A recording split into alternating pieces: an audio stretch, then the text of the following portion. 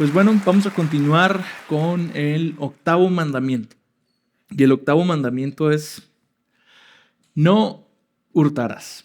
Ahora, si eres listillo y observador, dices, pastor, no sigue ese. Porque si el domingo pasado vimos no matarás, entonces el que sigue es no cometerás adulterio. Y tienen razón. Intencionalmente lo cambié. Creo que el tema de no cometerás adulterio requería un poco más de profundidad y de estudio que el tema de no robarás. Entonces lo voy a dejar para la siguiente semana, donde pues espero también que sea un tema que nos despeguemos del tabú y que abordemos las implicaciones de una sexualidad conforme al plan de Dios para el matrimonio y de la santidad de la sexualidad de Dios en el matrimonio. Bueno, eso viene para la próxima sesión. Ahorita vamos a ver precisamente el octavo mandamiento, que es no robarás. Éxodo 20:15 dice: no hurtarás, versión Nueva Biblia de las Américas. Y encontramos un paralelo de este texto muy chido que está en Efesios 4:28. Vemos cómo cada uno de estos mandamientos encuentra un eco en el Nuevo Testamento que, lejos de restringir la aplicación del mandamiento, lo amplía y nos da una nueva luz y una nueva perspectiva hacia cada uno de los 10 mandamientos. Bueno, no robarás no es la excepción.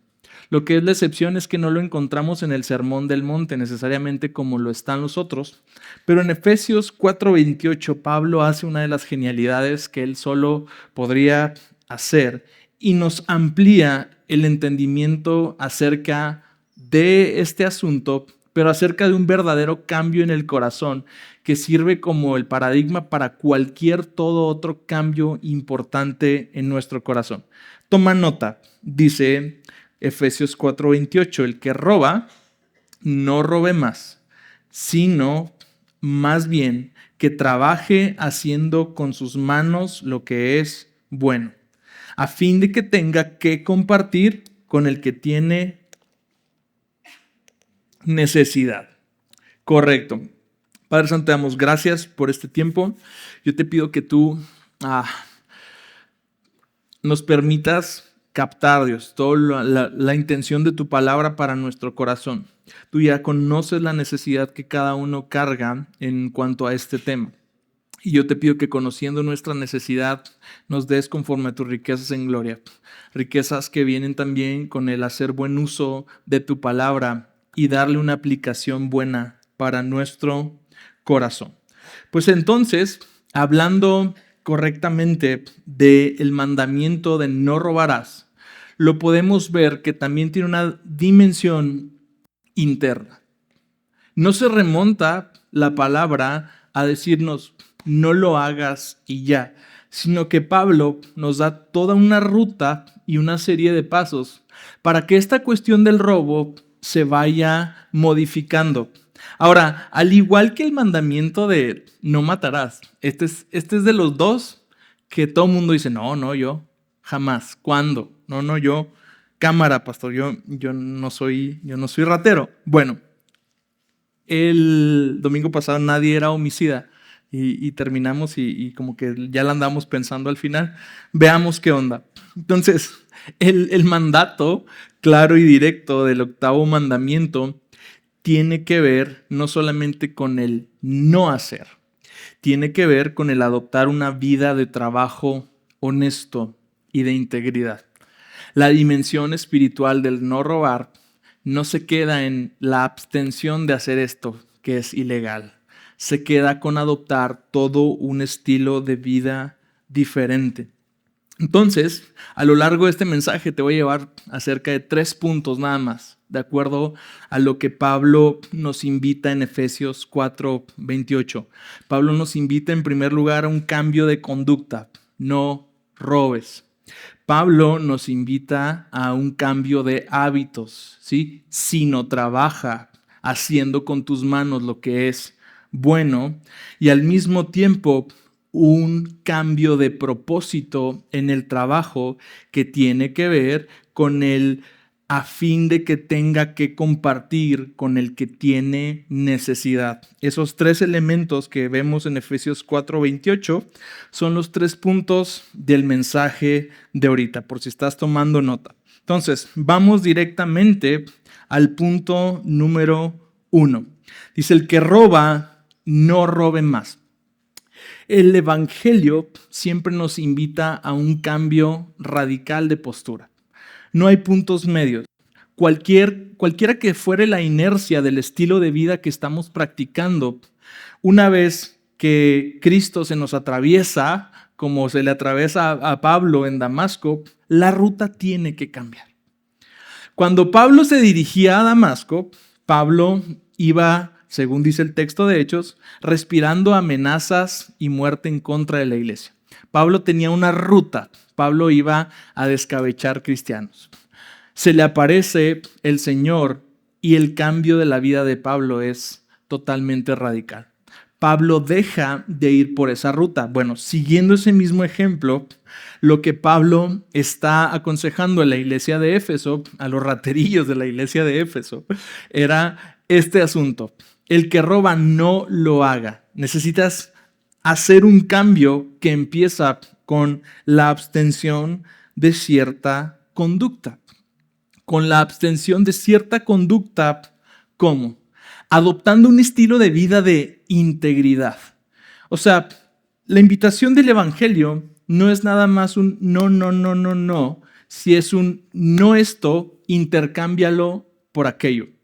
Todo lo que Pablo hace aquí es presentarnos un gran plan para intercambiar los deseos engañosos de nuestro corazón que nos llevan a tomar de lo que no nos corresponde por deseos correctos que ahora nos van a llevar al punto de dar con generosidad al que tiene necesidad. Ve nada más el cambio de paradigma que hay ahí. Entonces, como les decía, o sea, este es un asunto en el cual quizás todos decimos, pues yo no me siento tan aludido a no robar. Bueno, el tema de no robar tiene incluida cualquier forma de deshonestidad en nuestras finanzas y nuestro negocio. Cualquier forma de engaño, cualquier forma de avaricia. Así como para evitar el homicidio, el Señor Jesús tiene que empezar primeramente con el corazón y tratando la ira del corazón. Pablo tiene más o menos este mismo esquema y empezamos a tratar con el corazón para que luego no se generen hábitos más destructivos para nuestra vida. Entonces, tratando con el engaño, con la deshonestidad, con el mal corazón hacia el dinero, es como evitamos transgredir la ley de Dios en el no robarás. Miren, les voy a leer un pequeño testimonio de una maestra en una excursión y ustedes me dicen qué tan familiar les suena. Dice, en una ocasión llevé a mis alumnos a nadar y una de las niñas extravió su toalla. Más tarde ese día, la mamá de la niña me llamó por teléfono y muy indignada me dijo que alguien le había robado la toalla a su hija. ¿Por qué estaba indignada la mamá? Que le robaron la toalla a la niña.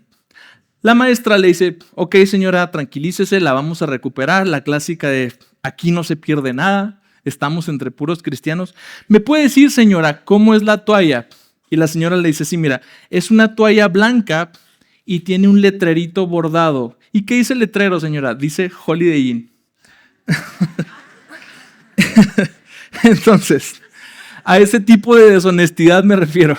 Y todos se sintieron así como que, yo sé que mínimo el jaboncito alguna vez se lo trajeron. Creo que hay cierta tolerancia con la esponjita de los zapatos. Yo soy responsable de traerme la esponjita de los zapatos alguna vez. Pero nos damos cuenta que en ese tipo de pequeñas cosas ya hay una conducta deshonesta. Ya hay una conducta que si no me estoy robando millones. Está robando, como decía aquel infame político de Nayarit. Yo sí robé, pero poquito. Sí, ha de estar ahorita en el Congreso seguramente, gracias a Dios. Pero bueno, entonces el Señor se trata de dar cuenta de cuáles son las cosas internas que dan origen a este tipo de deshonestidad hacia las finanzas y hacia las cosas materiales. El asunto por ejemplo, es que hay cosas en el corazón que se van concatenando con otras cosas. Hay elementos dentro del sujeto que dan lugar a la conducta del robo. Ahora, me encanta cómo inclusive nuestra legislación penal tiene esos elementos ahí. O sea, en el Código Penal se habla, por ejemplo, de un ánimo de dominio. O sea, la persona que roba se presume que quiere quedarse con esa cosa.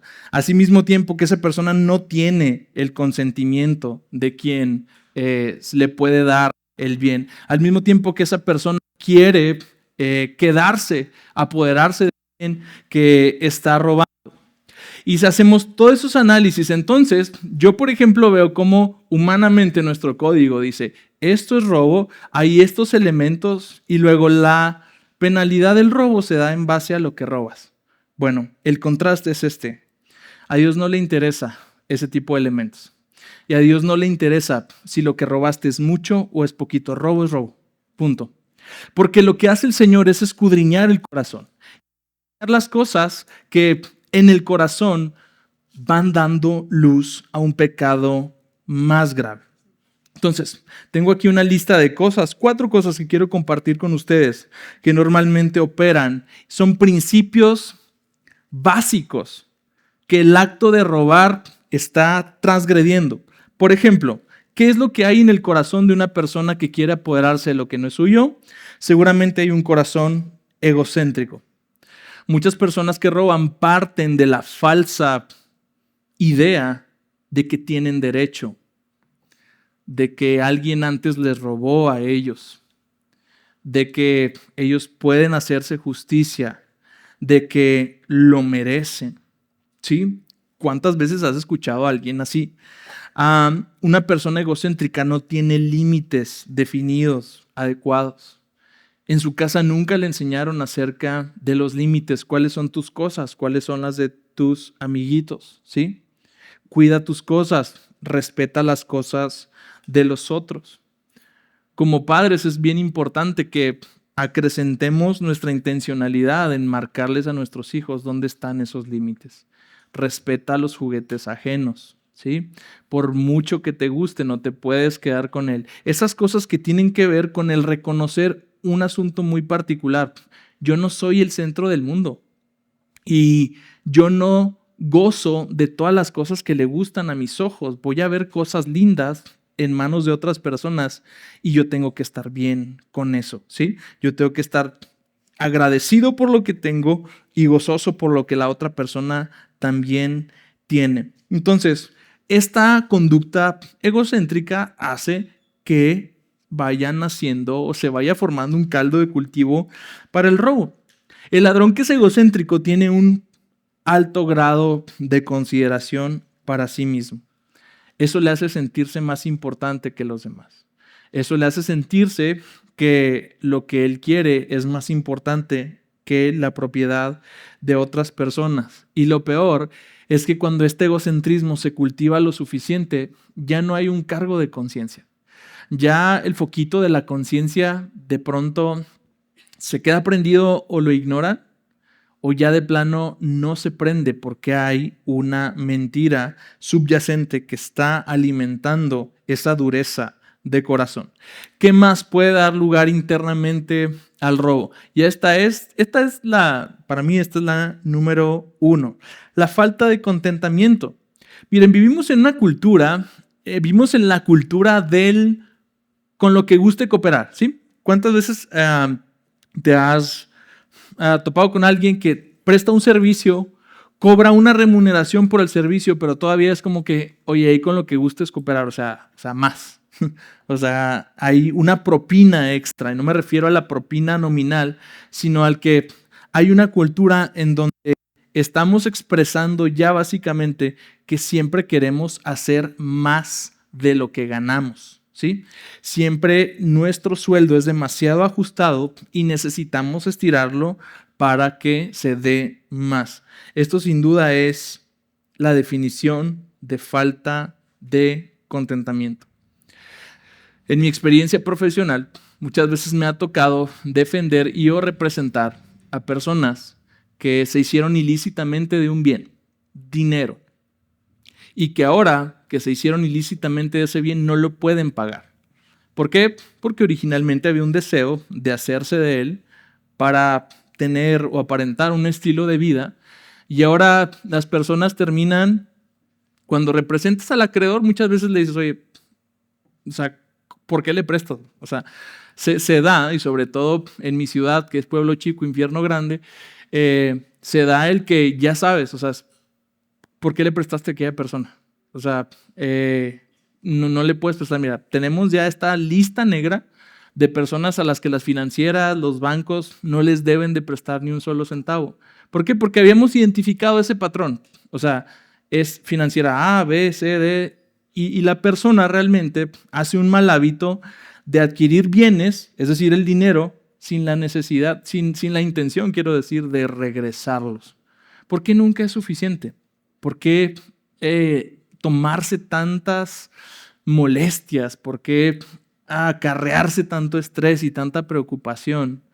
Porque simplemente la vida que tienen no les contenta. Siempre hay algo más, siempre hay una deuda más.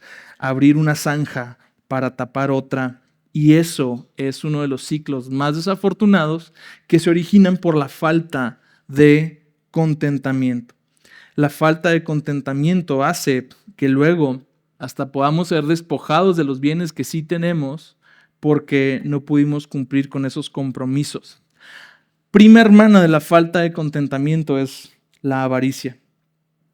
Esta otra especie de falta de contentamiento es cuando queremos más y más y más. Y ese deseo se da a costa de quien sea y de lo que sea. La propensión a ser participantes de juegos de azar, de apuestas, de dinero fácil, tiene mucho que ver con esta falta de contentamiento. Ahora, lo irónico es que las personas con mayor falta de contentamiento o con una mayor necesidad son las que son más susceptibles de ser robadas ellas mismas o estafadas. En una ocasión, un pastor que se llama Nicolás Ellen, que lo conocimos ahí en Querétaro precisamente, en conferencia de consejería, nos contó cómo el día de su boda, el papá que nunca se hizo presente le habló. Y el papá de él nunca se hizo presente por una razón. Es un estafador profesional. Y le dio el único consejo que le daría el resto de su vida, pero que le sirvió a él y que inclusive nos sirvió mucho a nosotros cuando nos compartió acerca del tema del consejo. Hijo, le dijo el papá a este pastor, hay dos personas que son mis principales clientes. Hay dos tipos de personas en las cuales un estafador siempre la va a hacer y siempre los va a engañar. Le dice en inglés el needy o el necesitado y el greedy, o sea, el avaricioso. Estas dos personas siempre están al borde de estar perdiendo y viendo cómo sus bienes disminuyen de una forma a veces ilegítima. Y a veces caer en esta tómbola de la inestabilidad y caer en esta tómbola del no contentamiento. Porque siempre me siento necesitado.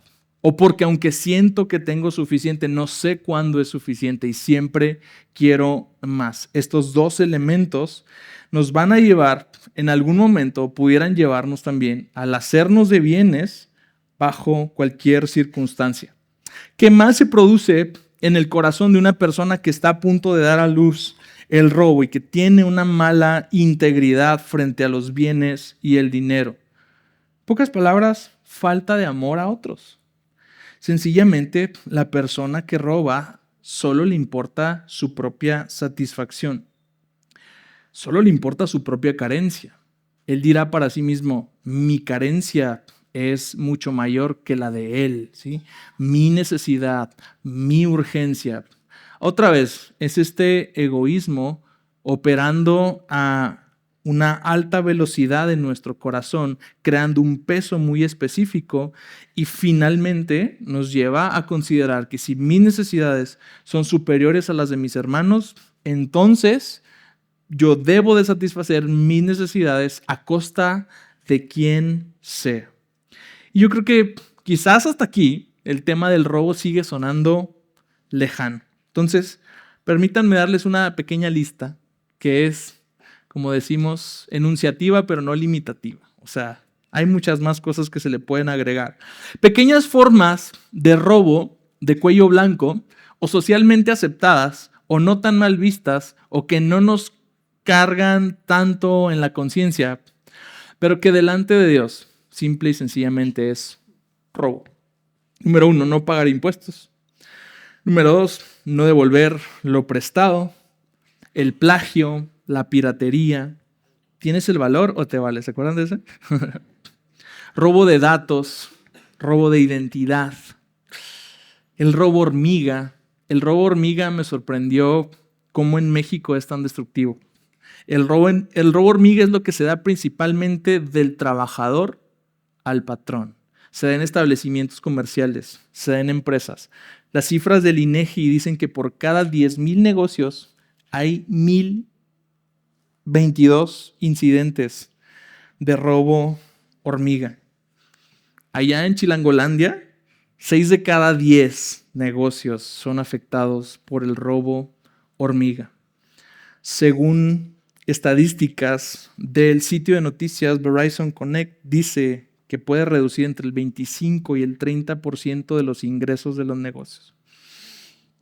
Según Milenio Noticias, dice que sectores como tiendas de autoservicio, farmacias, cafeterías, restaurantes, el robo puede llegar a ser responsable hasta de 70% de las pérdidas económicas. Es un asunto muy importante en el corazón de nuestra cultura. Ahora, yo quiero creer que todos aquí, como los que son empleados de otras empresas, tenemos una ética de verdad intachable, ¿sí? Y no agarras los consumibles de la empresa, es decir, no me llevo las hojas de la empresa para imprimir en mi casa, ¿sí?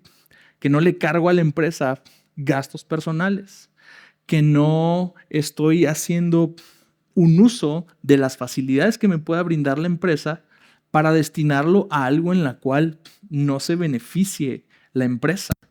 Pero te das cuenta cómo a veces nos tenemos el caso más nefasto de robo, así algo grotesco, ¿no? Sacándole a un Oxxo, echándolo en una bolsa y saliendo con un antifaz y con una, ¿cómo se llama? Un pasamontañas del Oxxo. Y estos pequeños detalles ya son constitutivos de robo. El robo hormiga es cosa seria en México. El robarle al Estado por medio de los programas sociales. Ahí anda la criatura de 32 años cobrando la beca del estudiante. Ahí anda el que nunca ha trabajado en la familia cobrando la pensión de la mamá y gastándosela.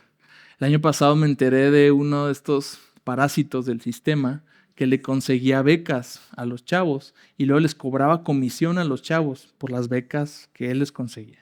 Y él estaba hablando.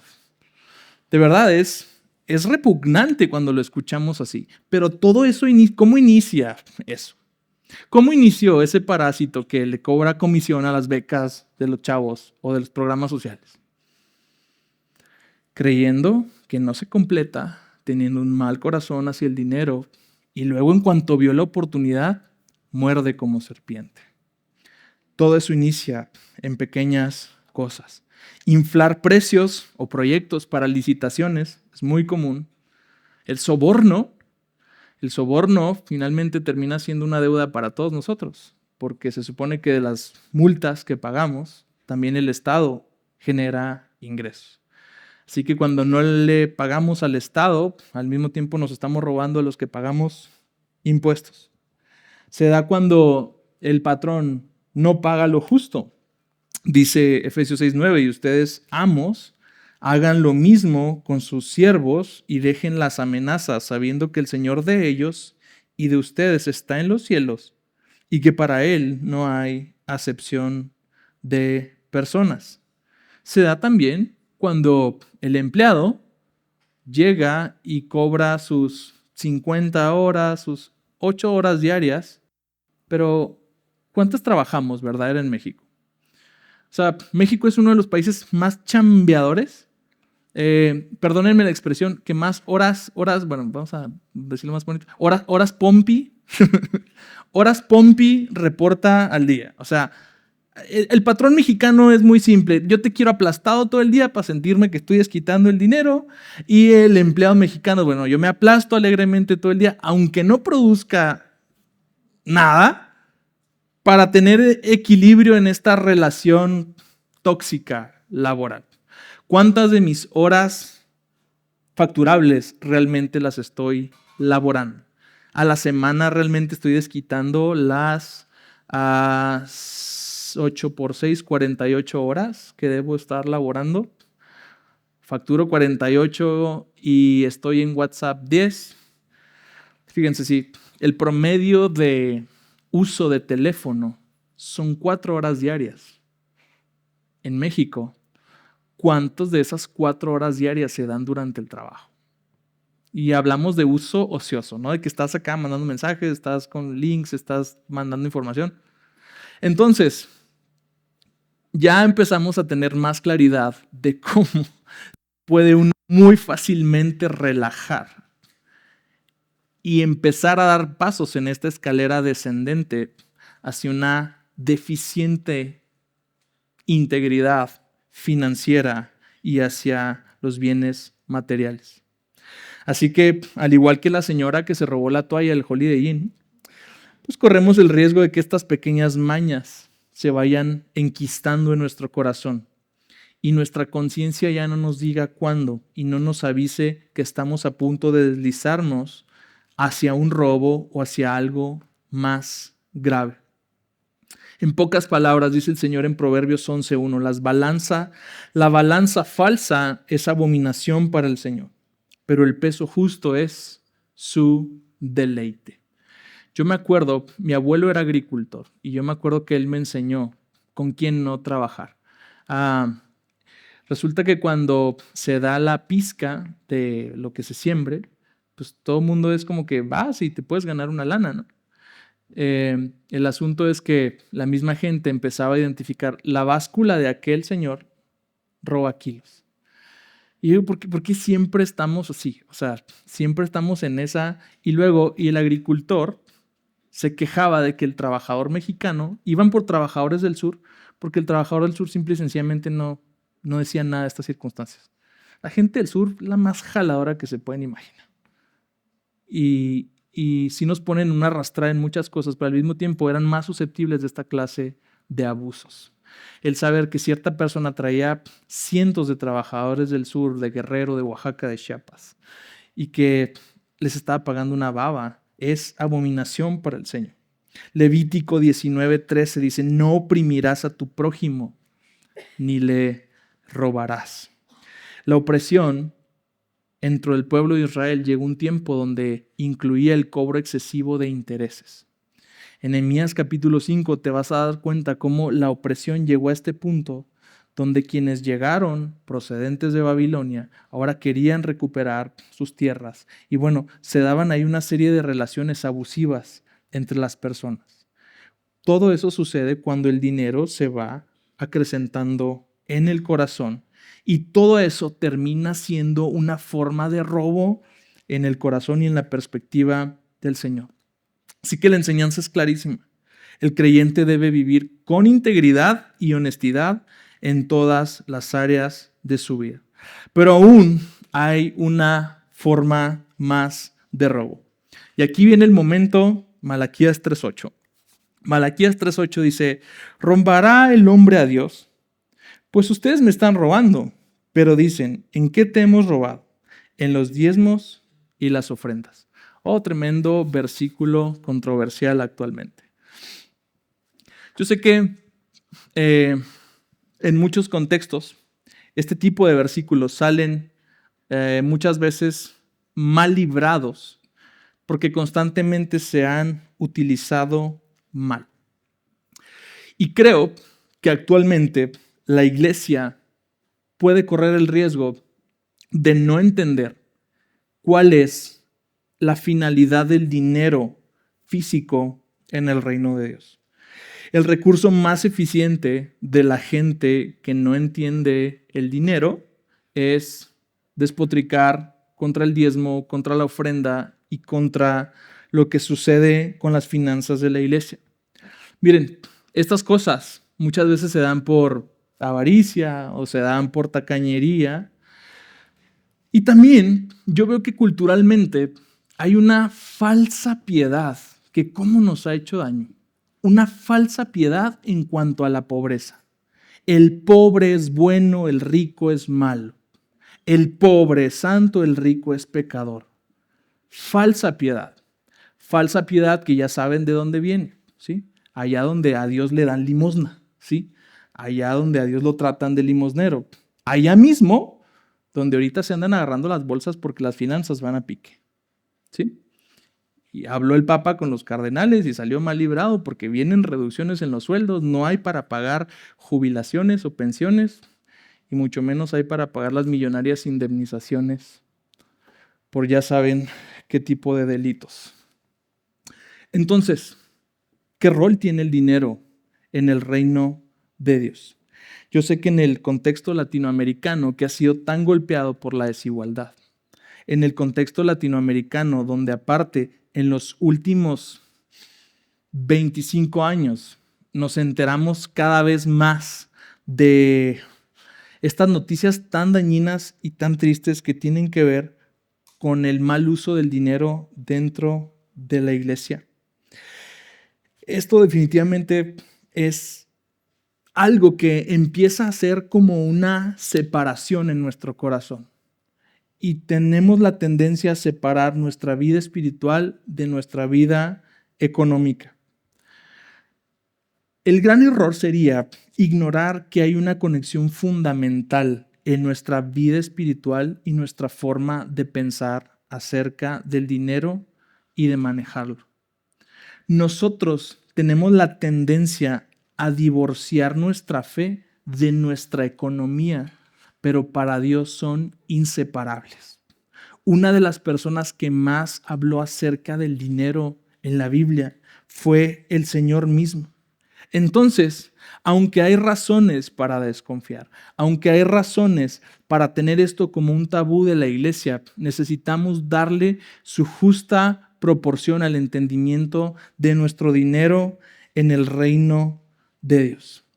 Es decir, todos los desórdenes financieros de hace muchos años han dado lugar a tantos escándalos que ahora simple y sencillamente la iglesia ha crecido curada de espanto de que el dinero es mal logrado y mal utilizado en la iglesia, de que cuando el dinero se mezcla con la iglesia, entonces la combinación es nefasta.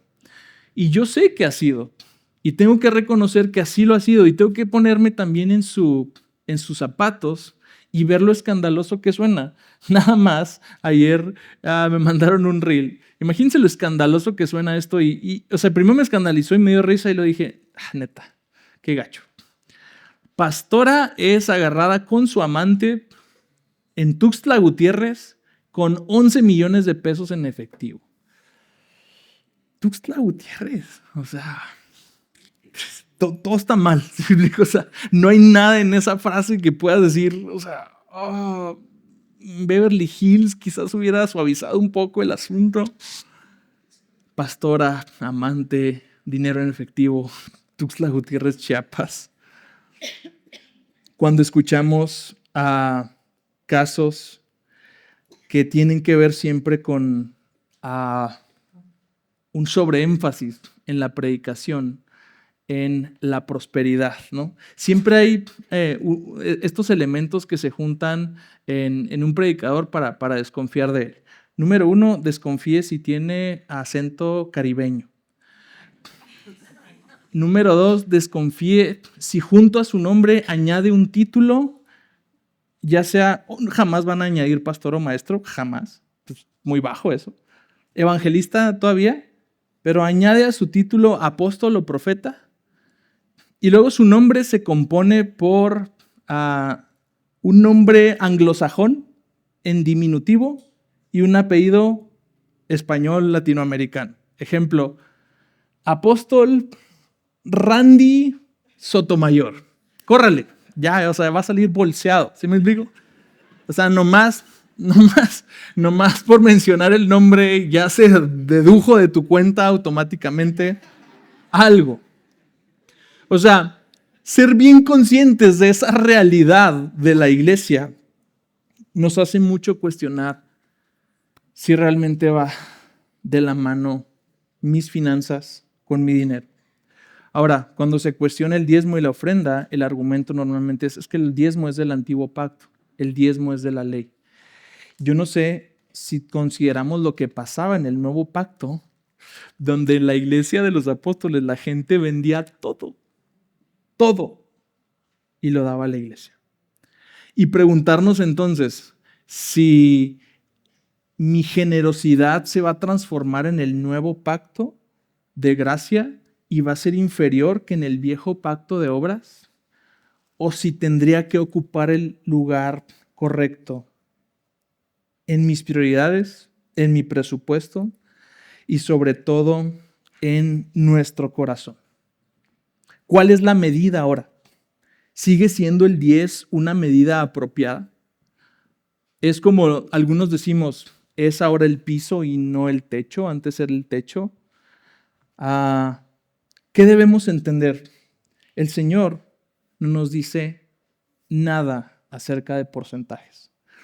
Mateo 6, 19 al 21, esto sí fue lo que nos dijo el Señor. No acumulen para sí tesoros en la tierra, donde la polilla y la herrumbre destruyen. O sea, la herrumbre es el óxido de hierro. Y donde ladrones penetran y roban, sino acumulen tesoros en el cielo, donde ni la polilla ni la herrumbre destruyen, y donde ladrones no penetran ni hurtan. Y aquí está cómo el Señor resuelve esta controversia. ¿Es el 10? ¿Es el 5? ¿Es el nuevo pacto? ¿Es la ley? ¿Es el evangelio? ¿Son las obras? Porque donde esté tu tesoro, ahí estará también tu corazón. La realidad del nuevo pacto no es que al Señor le interesen nuestras finanzas. Al Señor le interesa todo. Todo, todito, así como tú estás, todo. Lo que expresa la realidad de los 10 mandamientos. Primer mandamiento, Dios quiere la exclusividad de la devoción de tu corazón. Segundo mandamiento, Dios quiere la exclusividad de tu adoración. Tercer mandamiento, Dios quiere la exclusividad de tu honra, de tu reverencia. Cuarto mandamiento, Dios quiere la exclusividad de tu descanso para Él. Quinto mandamiento, Dios quiere la exclusividad de tu familia para Él. Sexto mandamiento, Dios quiere la exclusividad de tu afecto solo para Él. ¿Le sigo? Todo se trata de una cuestión de Dios reclamando lo que de por sí ya le pertenece. No porque Él se adueñó arbitrariamente de Él, sino porque Él lo recuperó con su sangre. Esto obedece a un principio mucho más excelente del Señor es todo. Entonces no solo le robamos a Dios dinero, ¿sí? Si, pastor, es que estoy dando ahorita el 7 y no el 10. ¿Dónde está tu tesoro? Es mi pregunta. ¿Es el 7 todo lo que hay? Perfecto. ¿Es el 1% todo lo que hay? Perfecto, pero la pregunta es, ¿dónde está tu tesoro? Porque si estoy poniendo el tesoro en el futuro de mis hijos, el problema con hacer bienes aquí en la tierra, el Señor dice, no es el hacerlos, es que se pierden. Es que no duran, es que te los pueden robar, es que se pueden destruir, es que se puede devaluar el dinero, es que nada de los bienes terrenales jamás está asentado sobre algo sustentable, duradero. Entonces no solo le podemos robar a Dios dinero. Finalmente lo que le robamos con un corazón incorrecto hacia el dinero termina siendo un asunto también de adoración. Cuando le damos a Dios con un corazón correcto hacia el dinero, termina siendo un asunto de adoración. ¿Doy para que me vean? No. ¿Doy para que me vaya bien? No. ¿Doy porque quiero un ascenso? ¿Doy porque estoy pasando necesidad? Entonces creo que si doy, entonces me va a ir mejor. No. No y no y no a todas esas falsas expectativas que tenemos acerca del dar. El dar es una respuesta, amado, y nada más. Y tú das y le dices a Dios, aquí está mi ofrenda y el Señor se encarga. Sus promesas son reales. Ciertamente Él suplirá todo lo que nos falte conforme a sus riquezas en gloria. Riquezas no dicen Bitcoin, no dicen libras esterlinas, no dice en pozos petroleros, porque a veces esperamos que Dios nos responda así. No, el dinero no es una semilla que da a luz más dinero. El dinero es simplemente un bien por medio del cual se accede a otros bienes. ¿Es el bien más importante? No. ¿Es el bien clave en el reino de Dios? No. Pero es un bien que juega un rol en el reino, en el establecimiento, en el crecimiento, en la propagación, en todos los aspectos del reino de Dios.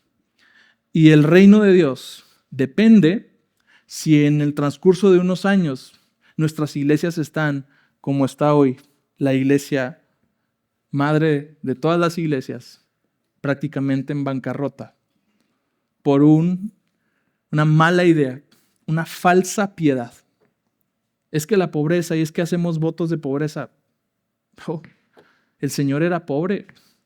Pedro tenía un pequeño emprendimiento pesquero. Pablo hacía tiendas. Lucas era médico. O sea, ¿dónde está la pobreza como una interiorización de vivir así? Y esto es lo que toca.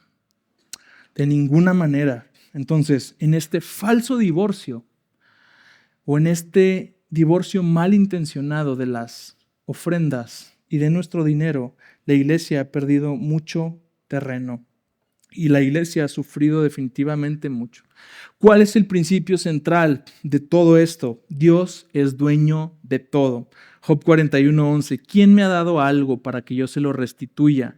Cuanto existe debajo de todo el cielo es mío. Salmo 50, 10 al 12, porque mío es todo animal del bosque y el ganado sobre 1000 colinas. Conozco a todas las aves de los montes y mío es todo lo que en el campo se mueve. Si yo tuviera hambre, no te lo diría a ti, porque mío es el mundo y todo lo que en él hay.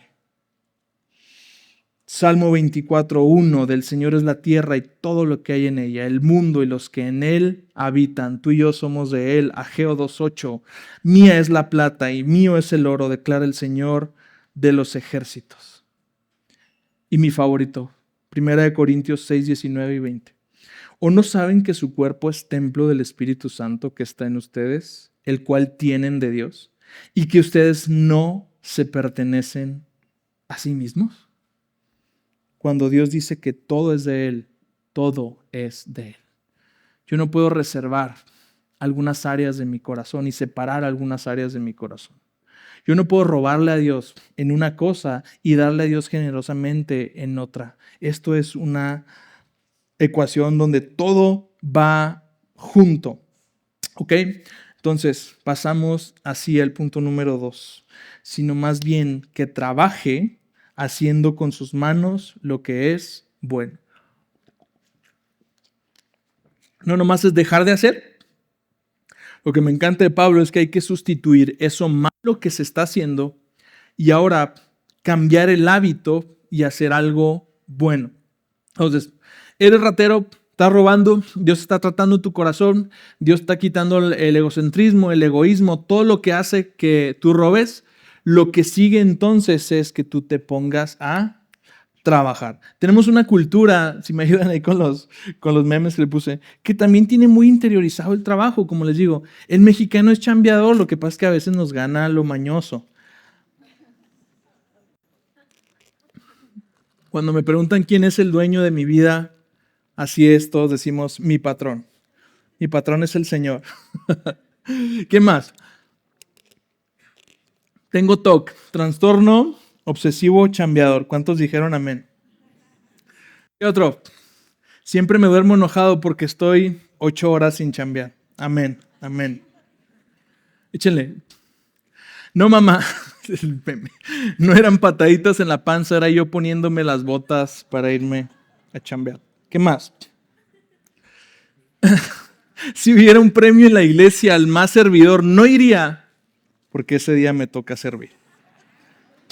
Amén. Amamos el trabajo. Porque el trabajo es bueno, porque Dios hizo el trabajo bueno. Creo que los filósofos griegos veían el trabajo como una maldición. Codea al que tienes enseguida, dile, no te llamas Aristóteles, ponle al camello. El trabajo es bueno. El trabajo Dios lo hizo. El trabajo es la inversión de energía y tiempo en una actividad productiva con un fin determinado. Una actividad, ¿qué dijimos? Productiva con un fin determinado. Guárdense ese porque es importante. Entonces, el trabajo tiene el propósito determinado de lograr una tarea, de prestar un servicio, etc. Dios crea el mundo en Génesis 1:28. Dios le da instrucciones a Adán y a Eva. Sean fecundos y multiplíquense, llenen la tierra y sométanla. Ahí Dios los puso a chambear. Va a poner a chambear haciendo bebés y se van a poner a chambear siendo mayordomos de la tierra.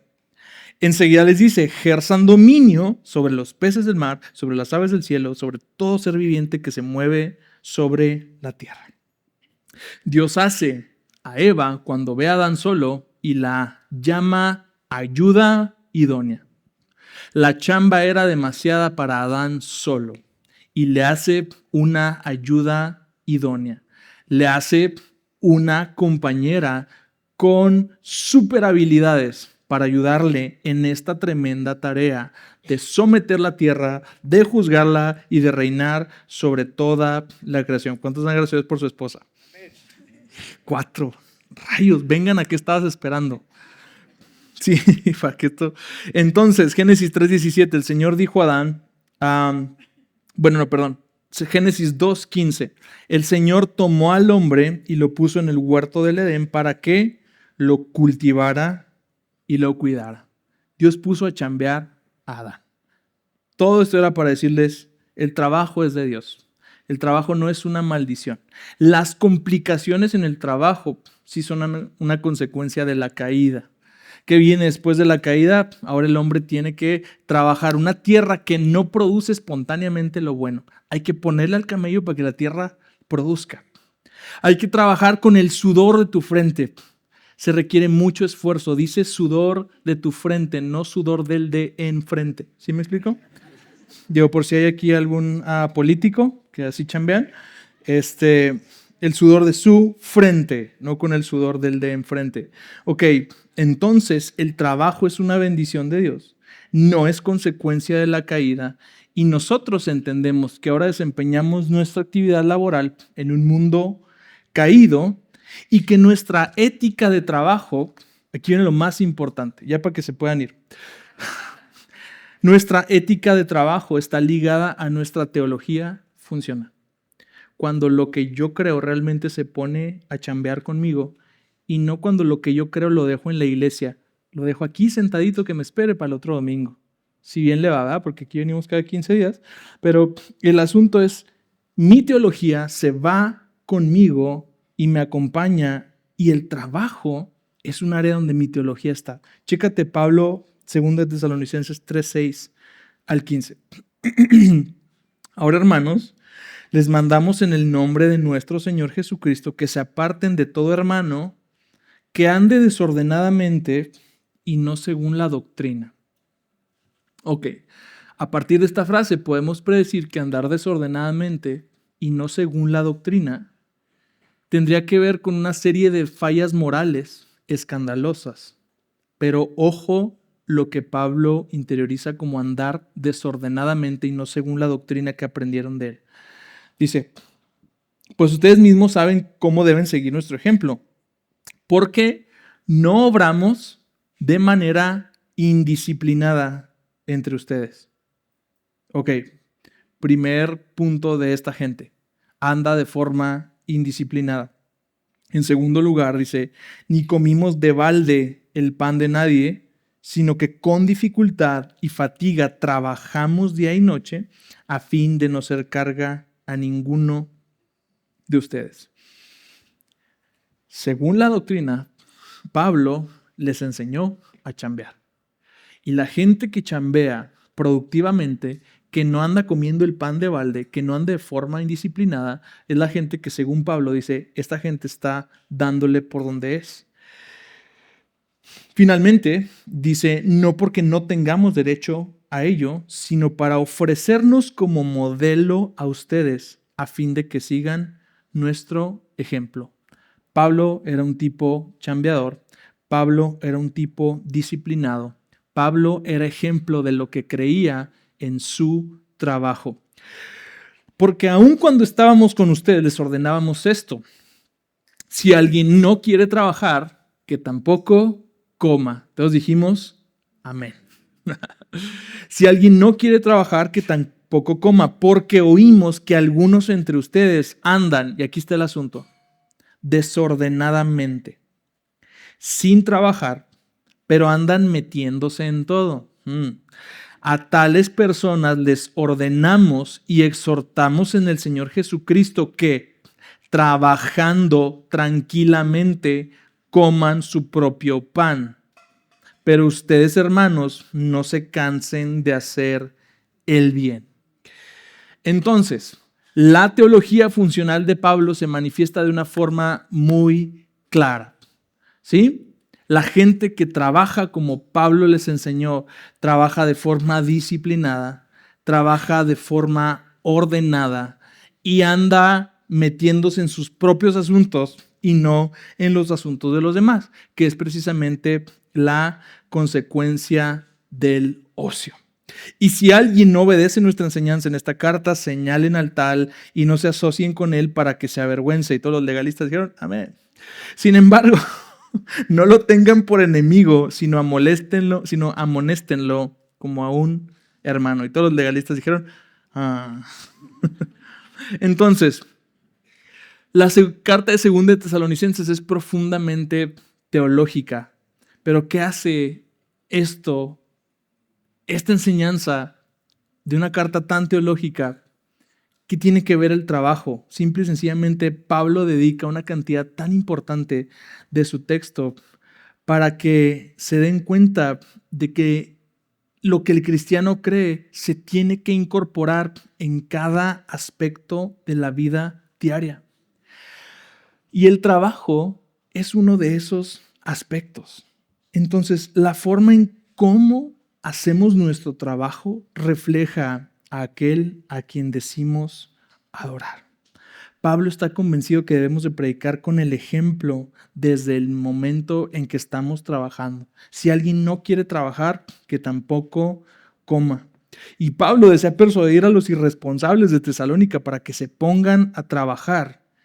Y quienes se niegan a este mandato van a estar sometidos a la disciplina de la iglesia. En pocas palabras, el trabajo es algo bueno, no es un mal necesario. Es un privilegio, es una bendición, es una razón para encontrar satisfacción. Y por eso todos encontramos placer en un trabajo bien hecho. Nos deleitamos en un buen producto, nos deleitamos en un buen servicio, nos deleitamos en lo que funciona, nos deleitamos en lo que es bello, en lo que dura. Nos produce placer en el trabajo, un expediente bien organizado, unas instalaciones bien limpias y perfumadas. Nos produce placer el estudiante que capta bien una idea y la puede reproducir de forma apropiada. Nos causa placer los correos respondidos a tiempo. Nos causa placer el cliente satisfecho. A aquellos que trabajan con sus manos directamente, ha de ser un placer increíble el ver el mueble, el ver el edificio, el ver la artesanía, lo que sea, y decir, yo hice eso. ¿Sabes qué placer compartes? El placer del Creador, que vio lo que había hecho y dijo, eso es bueno. Ese es el placer que se produce con el trabajo. Entonces, el día de mañana que nos toca ir a ponerle al peligro, el día de mañana que nos toca luchar con las complicaciones de todos los días de trabajo, démonos cuenta, estamos haciendo algo que es bueno, pero en un mundo caído. El trabajo es bueno, las complicaciones, los problemas, los obstáculos que hay que lidiar son la consecuencia del mundo caído, el cual también Dios nos da la gracia para poderlo sortear. Eclesiastés 5, 18 al 19 dice, esto es lo que yo he visto que es bueno y conveniente. 2 puntos. Comer, beber y gozarse uno de todo el trabajo en que se afana bajo el sol, en los contados días de la vida que Dios le ha dado, porque esta es su recompensa. Igualmente, a todo hombre a quien Dios le ha dado riquezas y bienes, lo ha capacitado también para comer de ellos, para recibir su recompensa y regocijarse en su trabajo. Esto es don de Dios. Nunca nos sentimos tan privilegiados de estar chambeando, ¿verdad? Al mismo tiempo, corremos 2 riesgos. El trabajo no es el fin en sí mismo tampoco. El trabajo no es tu identidad. Si pierdes tu trabajo, vas a perder tareas que hacer. Vas a perder a lo mejor un enfoque inmediato, pero eso no altera tu persona.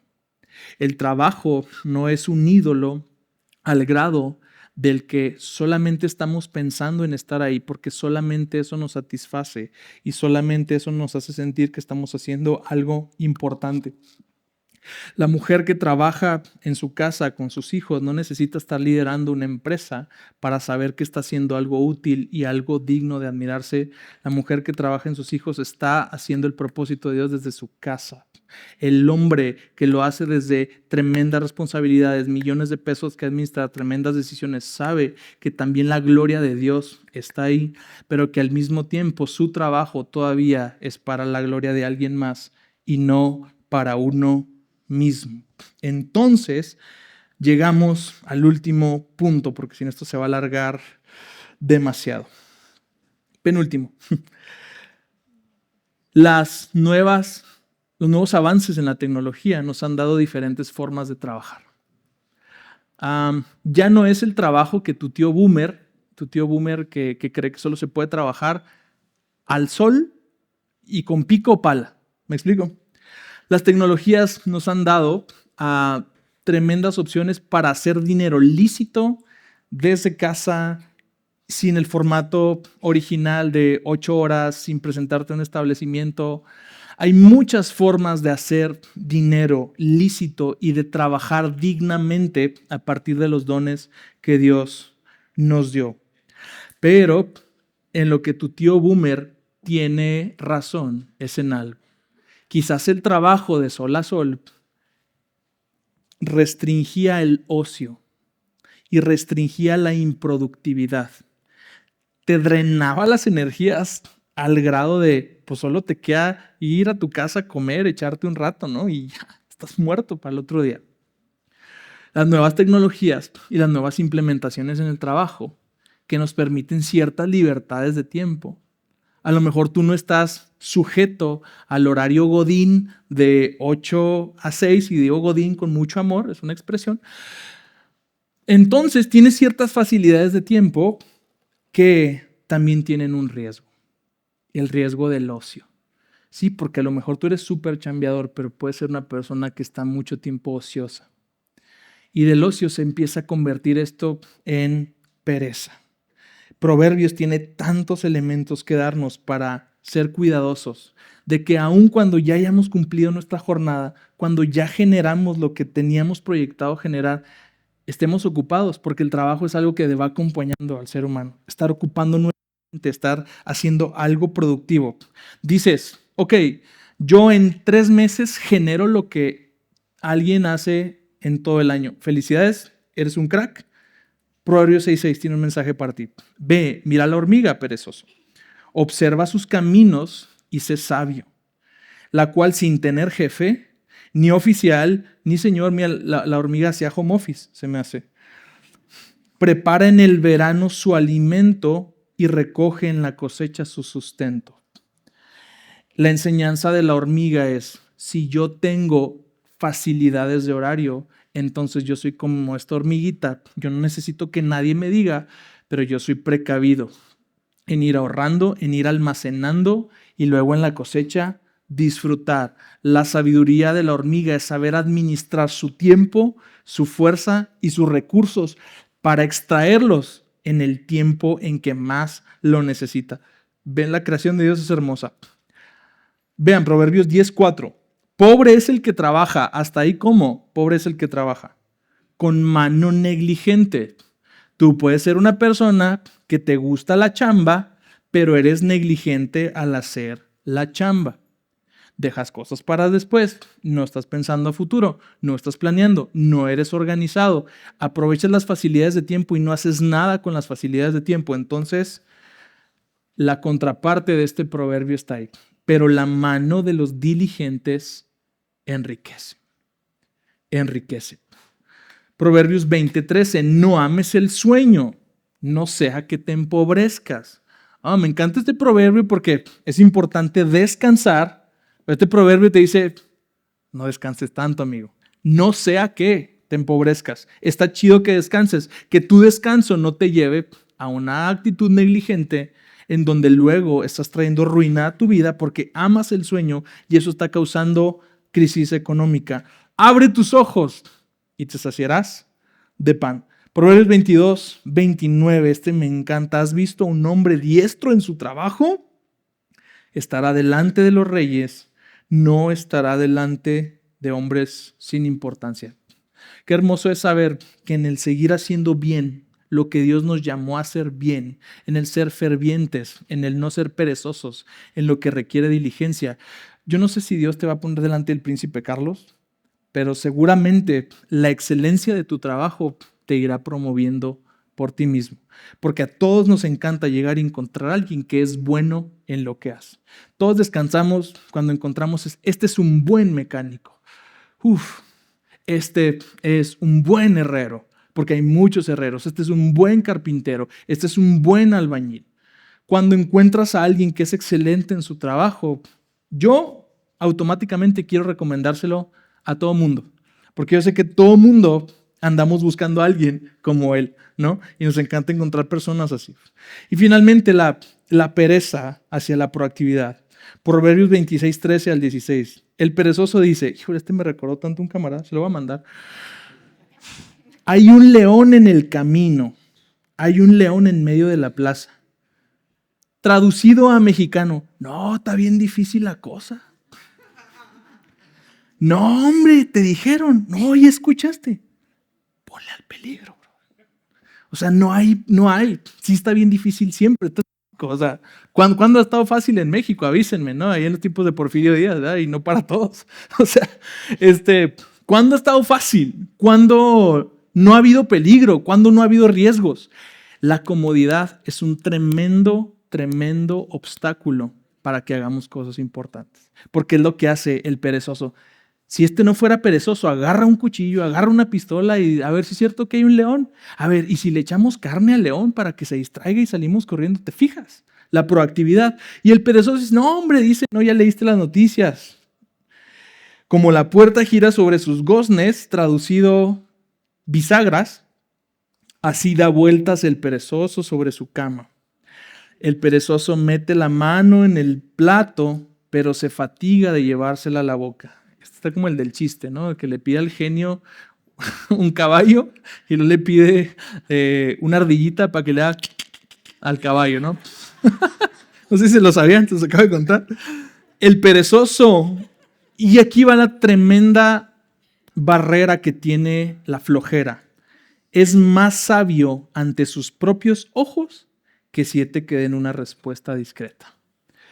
El tema con el perezoso es que se siente sabio, por ende es necio, por ende sigue diciendo hay un león afuera y por ende sigue girando sobre su cama como puerta sobre sus bisagras. ¿Cuál es el llamado de Dios con estos proverbios que me encantan? Y te paso la receta, un proverbio al día, un proverbio al día. Mañana toca el proverbio 3 para que se pongan. Y ve lo que Dios te va a dar en uno de esos pequeños textos, un proverbio al día. Un proverbio al día para mantener la productividad. Un proverbio al día con buenas estrategias de liderazgo. Un proverbio al día con buena inspiración para trabajar y hacemos lo que hacemos todos los días. Por último, ahora sí, entonces, ¿para qué trabajo? ¿Para qué me esfuerzo? ¿Para almacenar? ¿Para ganar? ¿Para lograr? ¿Para ser reconocido? Pablo me dice, a fin de que tenga qué compartir con el que tiene necesidad, a fin de que tenga que compartir. ¿Cuál es el propósito más excelente de mi trabajo y de mis buenos manejos de las finanzas del Señor? Porque nada es mío y yo solamente administro lo que Él me dio.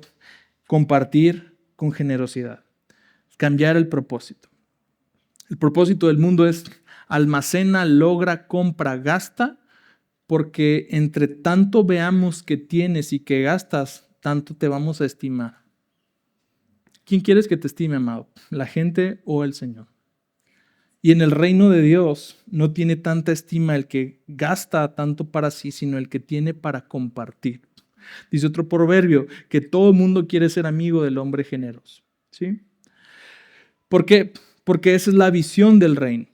La visión del reino es que lo que tenemos finalmente lo utilizamos, y aquí está la parte que es controversial, para suplir las necesidades de otros.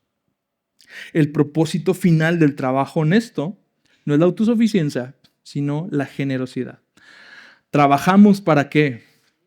Para compartir. Entonces, de esa forma le estamos dando la gloria a Dios con lo que tenemos a hacer. Dios, este mundo no es mío, entonces, como este mundo no es mío, yo hago las cosas como tú las harías. Y lo que Dios hace es poner cosas buenas en las manos de personas para que con esas cosas buenas hagan mejor su vida. Entonces, finalmente, dice Proverbios 19:17, el que se apiada del pobre presta al Señor y él lo recompensará por su buena obra. Que cada uno dé, dice 2 Corintios 9:7, como propuso en su corazón, no de mala gana ni por obligación, porque Dios ama al dador alegre. Dios me bendice para ser de bendición. Ve la transformación tan hermosa que tiene una persona que era ratera, que era trácala, que era fraudulenta, que era engañosa, maliciosa, y que ahora no solamente hace con sus manos lo que es bueno, sino dentro del producto de lo que hace con sus manos, comparte para las necesidades de otros. Eso es un cambio que solo el Evangelio puede hacer. Eso es la clase de cambios que el Señor obra en nuestro corazón cuando lo dejamos obrar. Pastor, yo no tengo. Cuando hago mis cuentas a fin de mes, no me queda, no me sobra nada, no puedo compartir, no puedo darle ni 5 pesos a la persona que limpia el vidrio ahí en los semáforos. Ten en cuenta la iglesia de Macedonia. Fíjate las palabras que están en esta frase. En cuanto a lo sacrificado a los ídolos, debemos de tener todos conocimiento. Oh Dios, este testimonio, a ver, es 2 Corintios 8, si me lo pueden poner ahí, segunda. Les cuento rápidamente, la iglesia de Macedonia levanta una ofrenda para las iglesias de Jerusalén en periodos de tremenda necesidad. En un momento, y lo que quiero que chequemos son las palabras que se dan, la combinación de palabras que se dan en este proceso y que tú dices, híjole, o sea, ¿cómo puede coexistir en una iglesia generosa alguien que está sufriendo? Lo tenemos, si no déjenme lo busco acá rápido. Pásamelo. Ok, sí, solo es que se los pasé mal. 1 al 8. 8:1, sí. Aquí se los leo. Ahora, hermanos, les damos a conocer la gracia de Dios que ha sido dada en las iglesias de Macedonia. Esta es la parte que quiero leerles. Pues en medio de una gran prueba de aflicción, abundó su gozo. Gran prueba de aflicción, gozo.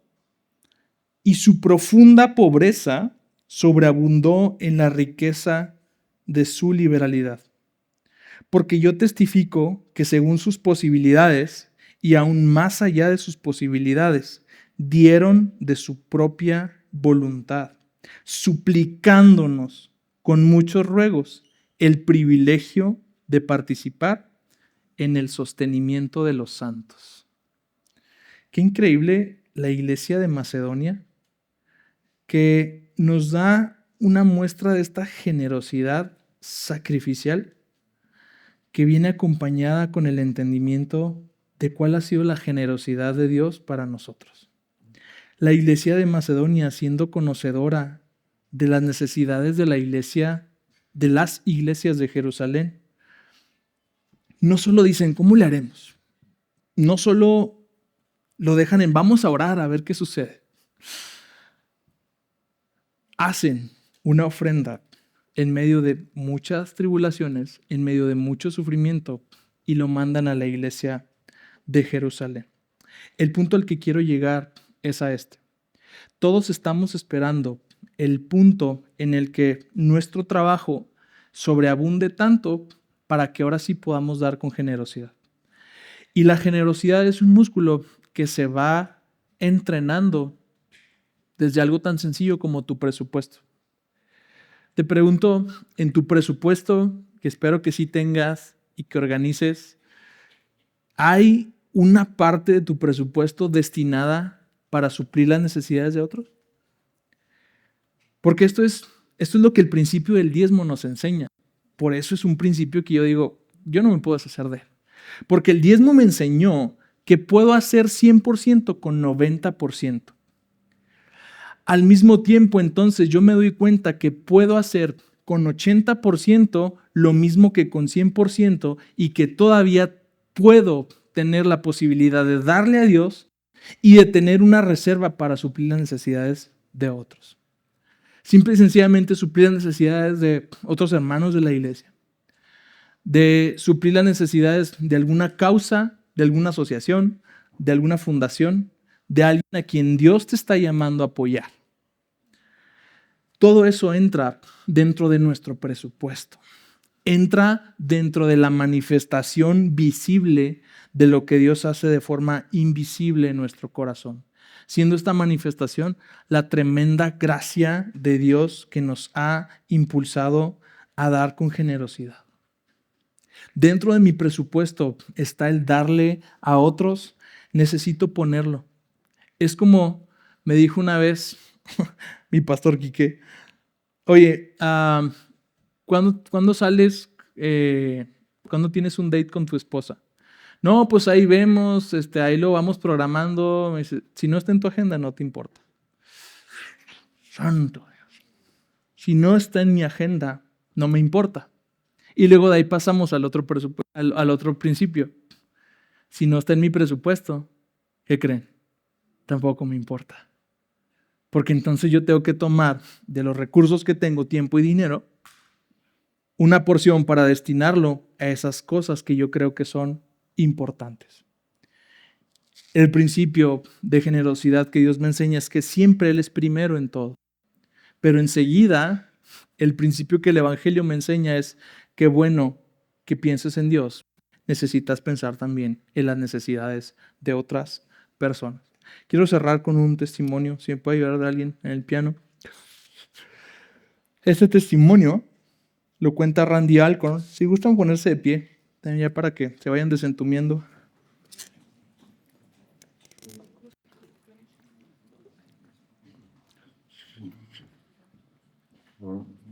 Randy Alcorn es un autor que escribió un pequeño librecito que te puedo recomendar que se llama El secreto del tesoro. No son 10 pasos para hacerte millonario y ese humo que nos gusta comprar. Es precisamente principios acerca de ser generoso y de tener un entendimiento del reino en nuestras finanzas. Randy Alcorn dice que va por las calles de El Cairo, en Egipto. Y sus guías lo llevan primero a la tumba de un misionero. Este misionero se llamaba William Borden. Nació en 1887 y murió en 1913. Muy joven murió. Borden, déjame decirte rápido quién era. Graduado de Yale, heredero de una gran fortuna. Siendo heredero de una gran fortuna, Borden se va a predicarle a los musulmanes en África. Borden ni siquiera quiso comprarse él un vehículo. Dio toda su fortuna, cientos de miles de dólares a la causa de predicarle a Cristo a los musulmanes en Egipto, precisamente. Sin embargo, lo que uno parecería que Dios premiaría, ¿no?, dándole un ministerio explosivo, gigantesco, terminó muy pronto. Precisamente a los 26 años de edad, contrajo meningitis espinal y falleció, de 25 años, antes de cumplir 26. Ahí. Y su tumba se encuentra, según lo describe este autor, ahí en un callejón polvoriento, olvidado. Dice que se tuvo que inclinar y quitarle hojas y basura a la tumba y leer lo que decía en el epitafio. A no ser por la fe en Cristo, no hay explicación posible para una vida así. Luego el autor lo contrasta con otra tumba que fue a visitar. Fue a visitar la tumba del rey Tutankamón. Y si ustedes han escuchado, Tutankamón fue enterrado como muchos faraones entre toda su riqueza, entre carros de oro. El lugar de su sepultura estaba lleno de toneladas de oro y dentro de su tumba se encontraba toda clase de bienes terrenales, porque los egipcios creían algo, que se podían llevar estos bienes al otro mundo. Entonces, el autor hace esta reflexión. La tumba de Borden era desconocida, polvorienta y escondida en el fondo de un callejón. La tumba de Tutankamón resplandecía con tremendas riquezas imposibles de imaginar.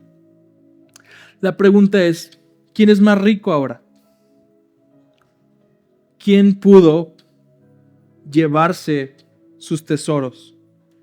Ninguno de los dos. Pero ¿quién es más rico? Borden, definitivamente. Porque la diferencia es que mientras Tutankamón se quedó con sus tesoros y se los quiso llevar, no pudo, Borden, con su vida de generosidad, los mandó por delante.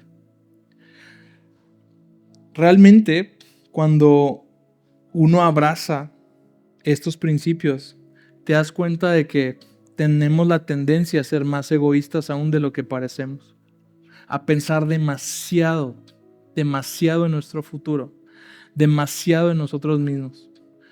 Se vuelve patente la exhortación que encontramos en 3 de Juan. Amado, yo deseo que tú seas prosperado en todas las cosas. Y todos decimos amén, sí, quiero prosperar en todas las cosas y que tengas salud, sí, amén. Así como prospera tu alma.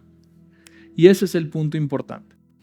El Señor nos quiere llevar a una plenitud tal de corazón que podamos poner en perspectiva cuáles son nuestras verdaderas necesidades y que nuestras necesidades no condicionan nuestra generosidad.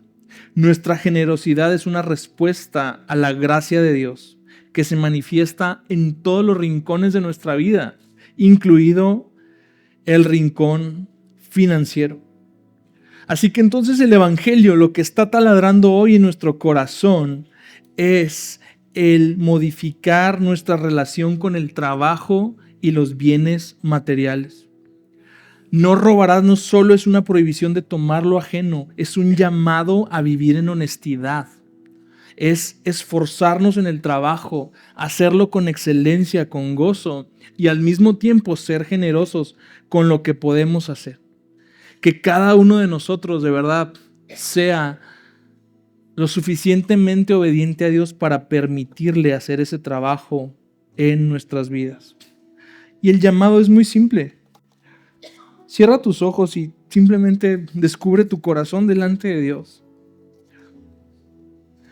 Y a lo mejor te das cuenta de que si no eres un amante de lo ajeno, pero te has estado preocupando demasiado por lo que tienes, llegando al punto de afanarte demasiado, llegando al punto de estar simplemente pensando y ya no reconociendo cuándo es suficiente lo que tienes y cuándo es suficiente para entonces descansar un poco. O si al contrario estás en una tremenda necesidad, que esto solamente te lleva a codiciar y a codiciar y estar poco agradecido con Dios por lo que tienes. Y a lo mejor cometes el error que todos creemos, muchas veces he cometido, el creer que la respuesta a nuestros problemas es un poco de dinero. Padre Santo, perdónanos, porque en un mal entendimiento del dinero te hemos robado a ti, probablemente le hemos robado a los demás. En un mal entendimiento del dinero, hoy vemos el dinero como un fin y no como un medio. Quizás en un mal entendimiento del dinero hemos sido perezosos, poco diligentes, poco proactivos, poco planeadores. No tenemos visión en nuestro trabajo, porque a lo mejor en esta falsa piedad creemos que querer un poco más es pecado. Amado Dios, que sea lo que sea que tú nos hayas dado a la mano hacer, podamos hacerlo con diligencia, dándote gloria con un trabajo bien realizado, dándote gloria, Dios, con una ética de trabajo ejemplar, dándote gloria con un corazón que no busca tesoros para sí mismo, pero que tan pronto es remunerado y tan pronto es bendecido por su trabajo, inmediatamente su corazón es: ¿a quién voy a bendecir con esto? Dios, que quienes han obrado en generosidad y quienes tienen desarrollado el músculo de la generosidad, tú les puedas seguir ayudando, Padre Santo, y multiplicándoles para que en fe puedan seguir caminando este camino del reino. Que quienes están todavía en pañales en este músculo puedan dar esos primeros pasos, Dios, entendiendo que donde está nuestro tesoro, ahí está nuestro corazón. Y que nuestro corazón frente al dinero dice exactamente dónde está nuestro corazón hacia cualquier otro bien material y hacia cualquier otra cosa. Dios, yo te doy gracias porque tú estás cambiando y vas a cambiar corazones que aman al dinero, corazones avariciosos, codiciosos, corazones que quizás han coqueteado con tomar de lo ajeno, y tú los vas a cambiar en corazones íntegros, corazones laboriosos y corazones generosos, Padre Santo. No nos dejes quedarnos ahí, Espíritu Santo, estancados, inmóviles, sino que entendamos cómo este viento de cambio nos hace resignificar y dar un nuevo propósito a una actividad cotidiana, muchas veces desapercibida como el trabajo.